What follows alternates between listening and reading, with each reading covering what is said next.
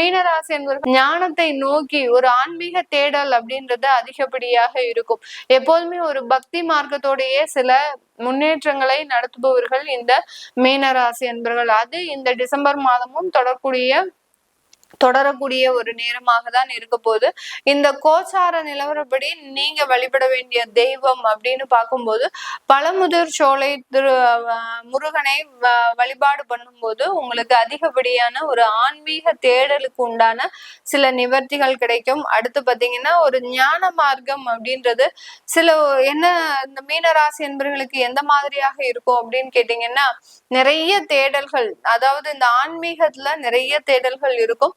அதை இந்த முருகனை வழிபாடு பண்ணும்போது அந்த ஆன்மீக தேடல் மூலமாக உங்களுக்கு இருக்கக்கூடிய சில சொந்த பிரச்சனைகள் தீர்வதற்குண்டான ஒரு நேரம். இந்த ஆன்மீக தேடல் மூலமாக நீங்க உங்களுடைய பிசினஸ்ல கான்சென்ட்ரேஷனோட இருக்கக்கூடிய ஒரு தருணம். கடந்த காலத்துல எல்லாம் மன உளைச்சலோட நீங்க அந்த பிசினஸ பண்ணிருப்பீங்க. இப்போ இந்த பழமுதிர் சோலை முருகனை வழிபாடு பண்ணும் போது அந்த ஆன்மீக தேடல் மூலமாக ஒரு பக்தி ஞானம் மூலமாக உங்களுடைய தொழிலை நீங்க கவனத்தோட செய்வதற்குண்டான ஒரு தருணம்.